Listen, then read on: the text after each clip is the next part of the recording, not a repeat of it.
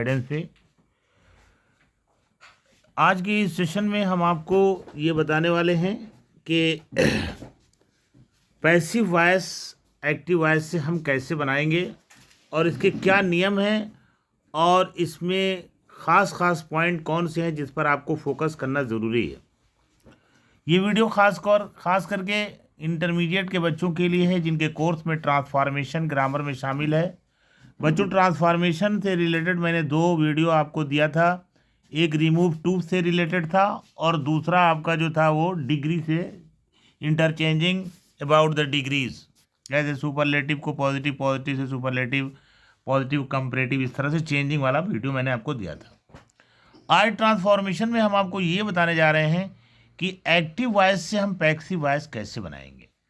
बच्चों, हमारे स्क्रीन पे देखिए 5 एग्जाम्पल लिखे हुए हैं। इन्हीं एग्जाम्पल के माध्यम से हम आपको पूरा एक एक पॉइंट पर हम फोकस करेंगे और आपको बताएंगे। आप ध्यान से अपनी कॉपी और पेन लेके बैठ जाइए और जो मैं बोल रहा हूँ उसको नोट कीजिए और जो स्क्रीन पे है उसको आप नोट करिए।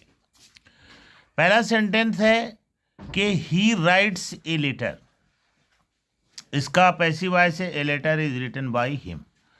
बच्चों, एक्टिव वॉइस में जो है, एक्टिव वॉइस में जो चीज़ होती है उसको पैसिव वॉइस में बदलते वक्त हमें इस बात का ध्यान रखना है कि एक्टिव वॉइस का ऑब्जेक्ट क्या है, क्योंकि पैसिव वॉइस बनाते समय जो एक्टिव वॉइस का ऑब्जेक्ट होता है वो पैसिव वॉइस में सब्जेक्ट हो जाता है।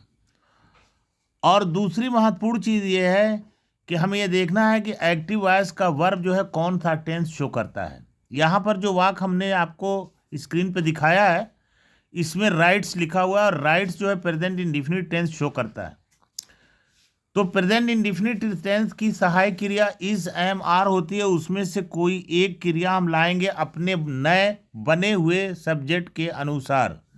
तो पैसिव वॉइस में हमारा सब्जेक्ट हो जाएगा ए लेटर और ए लेटर के हिसाब से इज, एम, आर में से इज आएगा। तो हम और उसके बाद जो क्रिया हमारे एक्टिव वॉइस में दी है उसका थर्ड फॉर्म हम लाएंगे और थर्ड फॉर्म के बाद बहुत से वाक्यों में हम बाई लगाते हैं। यहाँ भी हमारा बाई लगेगा। ये अलग नियम बात है कि बहुत से वाक्य में बाई नहीं लगाते हैं, टू लगाते हैं, इन लगाते हैं, एट लगाते हैं। इसको हम अलग से आपको समझाएंगे, लेकिन यहाँ ये जान लीजिए कि जो वाक्य स्क्रीन पे है जिसका हम पैसिव बना रहे हैं, बना हुआ है, उसमें बाई लगना ज़रूरी है। ठीक है, तो हमारा ये पैसिव हो जाएगा a letter is written by him. बच्चों, ही जो है प्रोनाउन है और इसको जो हम ऑब्जेक्टिव केस में लेते हैं तो हिम हो जाता है और हिम को जब हम सब्जेक्ट बनाते हैं तो वो ही के रूप में आ जाता है। बहुत से हमारे प्रोनाउन हैं जिनको समझना चाहिए। अगर आई सब्जेक्ट है तो उसका ऑब्जेक्टिव केस मी हो जाएगा, दे का ऑब्जेक्टिव केस देम हो जाएगा, शी का ऑब्जेक्टिव केस हर हो जाएगा, वी का ऑब्जेक्टिव केस अस हो जाएगा। इस तरह से है। दूसरा एग्जाम्पल भी हमारे स्क्रीन पे शो रहा है, इसको देखिए। इसमें लिखा हुआ है कि शी टीच मी। यहाँ मी भी देखिए प्रोनाउन है, इसको जब हम सब्जेक्ट बनाएंगे तो आई हो जाएगा। तो हमारा हो जाएगा आई और इसके साथ एम आएगा। ये भी टीच जो है ये प्रेजेंट इंडेफिनिट टेंस का है, तो हो जाएगा I M taught by her. I am taught by her. तीसरा वाक्य हमारा है कि मोहन विल डू इट। ये हमारा भी वाक्य है, ये हमारा फ्यूचर का वाक्य है। इसमें हम विल के साथ बी लगा करके पैसिव वॉइस बनाएं तो इट जो यहाँ दिया हुआ है यही सब्जेक्ट बन जाएगा पैसिव वॉइस का। उसके बाद विल आ जाएगा और विल के बाद बी आएगा और डू का थर्ड फॉर्म डन होगा तो ये पैसिव हो जाएगा it will be done by Mohan. देखिए, मोहन सोहन नाम जो भी दिया रहे उसको वैसे का वैसे ही ऑब्जेक्ट में उतार लेते हैं। My father is buying a book. बच्चों, ये प्रेजेंट कॉन्टिन्यूस टेंस है तो इसमें हम एक नई चीज़ आपको बताएं, बीइंग, BEING, बीइंग लगा के तब बाई का बॉट लिखेंगे तो इसका पैसिव हो जाएगा ए बुक। ठीक है, इज, आर, एम में से इज आएगा। Is being bot by my father. A book is being bot by my father. ये हो गया माई फादर जैसे वैसे रहेगा। एक लास्ट एग्जाम्पल है, इसको भी हम देख लेते हैं कि you have posted the letter. तो हो जाएगा the letter has been posted by you. बच्चों देखिए, लेटर के हिसाब से हैज आया है, यहाँ हैव नहीं आएगा और एक्टिव वॉइस में हमारा हैव था क्योंकि उसका सब्जेक्ट यू था, यू के हिसाब से हैव आता है। और जब हम अपना नया जो ये बनाए हैं सब्जेक्ट बनाया पैसिव वॉइस का द लेटर, तो इसके हिसाब से हैज़ आएगा। और हैज़ साथ बीन लगा देंगे, the letter has been posted, ठीक है, और बाई लगा के यू का तीनों फॉर्म यू होता है। अब बच्चों एक चीज़ जान लीजिए कि जो हमारा सब्जेक्ट एक्टिव वॉइस में अगर आई है तो पैसिव वॉइस में उसका ऑब्जेक्ट मी हो जाएगा। वी जो है वो पैसिव वॉइस में ऑब्जेक्ट के रूप में आएगा तो अस हो जाएगा। यू जो है ऑब्जेक्ट के रूप में आएगा तो यू हो जाएगा। दे जो है ऑब्जेक्ट के रूप में आएगा तो देम हो जाएगा। ही जो है ऑब्जेक्ट के रूप में आएगा तो हिम हो जाएगा। शी जो है ऑब्जेक्ट के रूप में आएगा तो हर हो जाएगा। इट जो है ऑब्जेक्ट के रूप में आएगा तो इट हो जाएगा। हु जो है ऑब्जेक्ट के रूप में आएगा तो हुम हो जाएगा। अब हम कुछ वाक्य आपको ले लेते हैं टेंस के अकॉर्डिंग, और एक एक वाक्य हम टेंस के हिसाब से पैसिव बनाते चलते हैं, और आप इसको अपना ध्यान अच्छे से लगाइए। प्रेजेंट इंडेफिनिट टेंस का वाक्य है कि ही राइट्स ए लेटर, तो ए लेटर यहाँ पर सब्जेक्ट हो जाएगा। A letter is written by him, ठीक है, ये हो गया। कॉन्टिन्यूअस में वाक्य है कि he is writing a letter, इसी वाक्य को कॉन्टिन्यूअस में ले लेते हैं, तो ये हो जाएगा a letter is being written by him. Perfect में इसी वाक्य को आप ले लीजिए, he has written a letter, तो हो जाएगा a letter has been written by him. इसी वाक्य को हम पास्ट में ले लेते हैं, ही रोट ए लेटर, तो हो जाएगा a letter was written by him. बच्चों जब पास्ट इंडेफिनिट होगा तो उसकी सहायक क्रिया वाज वर होती है, उसमें से कोई एक लेंगे। पास्ट कॉन्टिन्यूअस का सेंटेंस है कि he was writing a letter, तो इसका हो जाएगा a letter was being written by him. A letter was being written by him. Past perfect में आ जाएगा he had written a letter, तो इसका हो जाएगा कि a letter had been written by him. Future indefinite में है कि he will write a letter, तो हो जाएगा a letter will be written by him. और फ्यूचर परफेक्ट में अगर आ गया कि he will have written letter, तो हो जाएगा a letter will have been written by him. तो ये बच्चों हमने आपको बताया कि टेंस के हिसाब से कैसे जो है हम पैसिव वॉइस में चेंज करेंगे, ठीक है। अब कुछ महत्वपूर्ण नियम मैं बताने जा रहा हूँ। महत्वपूर्ण नियम तो कई एक हैं, लेकिन कुछ मैं यहाँ पे बताऊँगा इस वीडियो में, जिसको आप ध्यान दें कि जहाँ पे बाई नहीं लगता है, ठीक है बच्चों। अगर हमारा ध्यान दीजिए कि कहाँ पे हमें बाई नहीं लगाना है।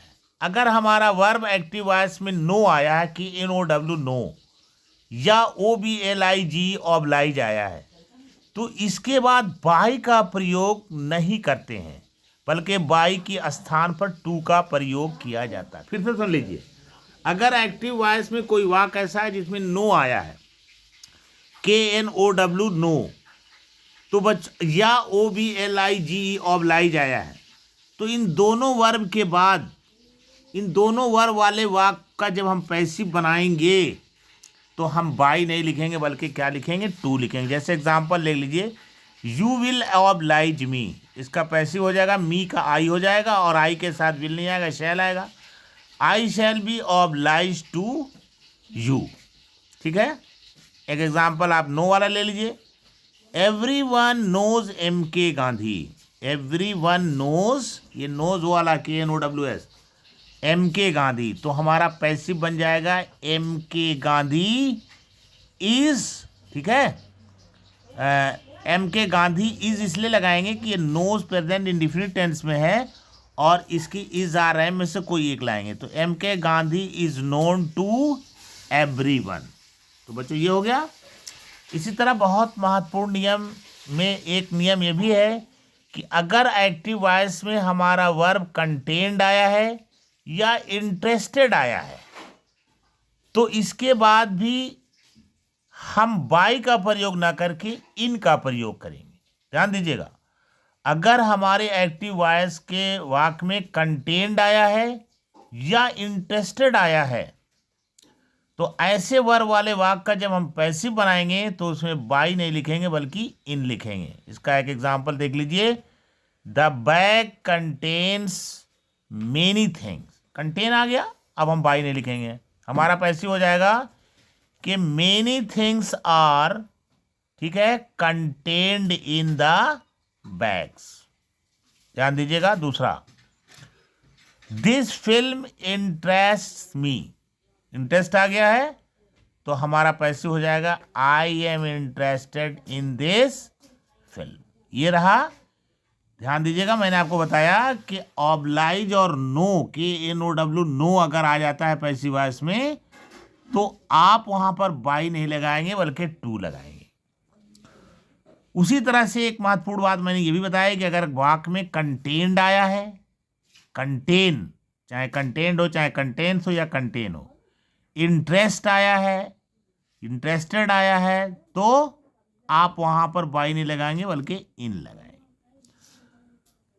तीसरा एक और बहुत महत्वपूर्ण नियम है कि अगर वाक्य में डिसअपॉइंटेड आया है, डिसप्लीज्ड आया है, ध्यान दीजिएगा, डिस्ट्रेस्ड आया है, ठीक है, एस्टोनिश्ड आया है, सरप्राइज्ड आया है, ठीक है, लाफ्ड आया है, अलार्म्ड आया है, ठीक है, इन सबको आप नोट कर लीजिए। तो इनके बाद भी बाई नहीं लगता है बल्कि इनके बाद क्या लगता है, एट का प्रयोग किया जाता है। फिर से सुन लीजिए, अगर एक्टिव वॉइस में वाक्य में डिसअपॉइंटेड आया है, डिसप्लीज्ड आया है, डिस्ट्रेस्ड आया है, ठीक है, एस्टोनिश्ड आया है, सरप्राइज्ड आया है, लाफ्ड आया है, अलार्म्ड आया है, तो ऐसे वर्ब के बाद हम बाई नहीं लगाते हैं बल्कि एट का प्रयोग करते हैं। आइए उदाहरण से समझते हैं। जैसे है, वाक्य आपका है कि हिज माइजरेबल कंडीशन डिसअपॉइंटेड मी। बच्चों देखो, इसमें डिसअपॉइंटेड आ गया है। अब यहां पर हम ना बाई लगाएंगे, ना टू लगाएंगे, ना इन लगाएंगे, बल्कि क्या लगाएंगे, एट लगाएंगे। तो हमारा पैसिव बन जाएगा कि I was disappointed at his miserable condition. At आ गया, ठीक है, ध्यान दीजिएगा। दूसरा एक एग्जांपल देख लीजिए, he was displeased at my rude behaviour. ठीक है, डिसप्लीज्ड आ गया तो हम क्या लिखेंगे, ही वॉज डिसप्लीज्ड। वाक आपका क्या है, सॉरी, ये वाक नहीं है, इसको छोड़ दीजिए। दूसरा वाक आपका ये है बच्चों कि माई र्यूड बिहेवियर डिसप्लीज्ड हिम। हमारा एक्टिव वॉइस है कि माई र्यूड बिहेवियर डिसप्लीज्ड हिम। ये हमारा एक्टिव है। इसका पैसिव हम बनाएंगे, हिम का ही कर देंगे और डिसप्लीज्ड लिखा हुआ है तो हमारा वाज आएगा सहायक क्रिया, क्योंकि पास्ट इंडेफिनिट टेंस में है, तो हो जाएगा he was displeased at my rude behaviour. At हम इसलिए लाए कि डिसप्लीज्ड के बाद हम बाई नहीं लगाते, टू नहीं लगाते, इन नहीं लगाते हैं, यहाँ क्या लगाते हैं, एट लगाते हैं। एट का एक एग्जाम्पल और देख लीजिए। आपका वाक्य है कि योर फेल्योर डिस्ट्रेस्ड मी। आपकी असफलता ने मुझे तंग कर दिया, परेशान कर दिया, उलझन में डाल दिया। तो हम मी का क्या करेंगे, आई हो जाएगा सब्जेक्ट, और चूंकि डिस्ट्रेस्ड है, पास्ट इंडिफिनिट है, तो वाद बार में से कोई आएगा तो आई के साथ वाद आएगा। तो I was distressed at your failure. देखिए यहाँ पर एट हम ला रहे हैं, बाई नहीं ला रहे हैं, इन नहीं ला रहे हैं, टू नहीं ला रहे हैं। एक एग्जाम्पल और ले लीजिए कि हर बिहेवियर एस्टोनिश्ड देम। एस्टोनिश्ड आ गया वर्ड ना, इसमें भी एट लगेगा, तो देम का दे हो जाएगा और दे के साथ वेयर लगेगा। दे वर एस्टोनिश एट हर बिहेवियर। इसके बाद आप देखिए वाक्य है कि हिज फुलिशनेस सरप्राइज्ड मी। हिज फुलिशनेस सरप्राइज्ड मी। बच्चों ये सरप्राइज्ड आ गया है तो इसमें भी एट लगेगा। मी का एट हो जाएगा, मी का आई हो जाएगा, मी है प्रोनाउन, इसका आई हो जाएगा सब्जेक्टिव केस, मी तो ऑब्जेक्टिव केस में है। तो I was surprised at his foolishness. एक एग्जाम्पल और देख लें एट वाला, ही लाव्ड, ठीक है, आपका वाक्य है कि ही लाफ्ड एट मी, तो हो जाएगा आई वाज, मी का आई हो जाएगा और लाफ्ड है तो वाज वर्ब में से वाज आ जाएगा, I was laughed eight by him. ठीक है, अब यहां पर एट चूंकि पहले लगा था इसलिए उसको लगाना जरूरी है, उसके बाद हम बाय हिम लाएंगे। एक एग्जांपल और आप ले लीजिए। ठीक है, the news of his death alarmed me, alarmed आ गया, एट लगेगा। ठीक है, तो हो जाएगा I was alarmed at the news of his death. तो बच्चों ये मैंने बताया कि कुछ वर्ब ऐसे हैं जिनका मैंने आपको वर्णन किया था, जैसे डिसअपॉइंटेड है, डिसप्लीज्ड है, ठीक है, डिस्ट्रेस्ड है, एस्टोनिश्ड है, सरप्राइज्ड है, लाफ्ड है, अलार्म्ड है। ये सब जब वाक्य में आते हैं तो इनके लिए हम बाई की जगह पे एट का प्रयोग करते हैं। एक और महत्वपूर्ण नियम और सुन लीजिए कि अगर वाक्य में प्लीज आया है, चार्म आया है, CHARM, सेटिस्फाई आया है, ठीक है, डिस्गस्ट आया है, लाइन आया है, ठीक है, तो इन सब क्रियाओं के बाद हमें विथ का प्रयोग करना होगा। इसमें भी हम बाई नहीं लगाएंगे, इन नहीं लगाएंगे, टू नहीं लगाएंगे, एट नहीं लगाएंगे, बल्कि क्या लगाएंगे, बाई लगाएंगे। एग्जाम्पल सुन लीजिए। एग्जाम्पल है कि हिज ट्रीटमेंट प्लीज्ड मी, बच्चों प्लीज्ड आ गया ना, तो यहां पर विथ आएगा। I was pleased with his treatment, यहां हम बाई नहीं लगाएंगे, टू नहीं लगाएंगे, इन नहीं लगाएंगे, एट नहीं लगाएंगे, बल्कि विथ लगाएंगे, क्योंकि प्लीज्ड आ गया। दूसरा example, my work will satisfy you, satisfy आ गया ना, विथ आएगा, हो जाएगा you will be satisfied with my work. अगला एग्जाम्पल देखिए, द फिल्म अलार्म्ड अस, नहीं सॉरी अलार्म नहीं, the film charmed us, CHARMED, इसको हम बनाएंगे, अस का वी हो जाएगा, we were charmed with the film. ठीक है, अगला एग्जांपल देख लीजिए, his rude behaviour disgusted me, बच्चों डिसगस्टेड आया इसलिए विथ लगेगा, मी का आई हो जाएगा और डिसगस्टेड के लिए वाज आएगा, और वाज के बाद डिसगस्टेड थर्ड फॉर्म में है ये, तो हमारा आंसर हो जाएगा I was disgusted with his rude behaviour. Last example देख लीजिए, the ticket buyers lined the booking window, line आया ना तो विथ होगा, तो हमारा सब्जेक्ट हो जाएगा the booking window was lined with the ticket buyers. तो बच्चों ये था आज का वीडियो जिसमें मैंने पैसिव वॉइस के बारे में आपको बताया। तो बच्चों ये वीडियो बहुत लंबी हो जाएगी, इसलिए इसको हम यहीं पे एंड करते हैं। अब बाकी बचे हुए नियम को हम अगले वीडियो में देखेंगे। तो बच्चों ये वीडियो अगर आपको अच्छी लगी हो तो आप इसको जो है सब्सक्राइब कीजिए, शेयर कीजिए और लाइक कीजिए। Thank you so much for my video watching.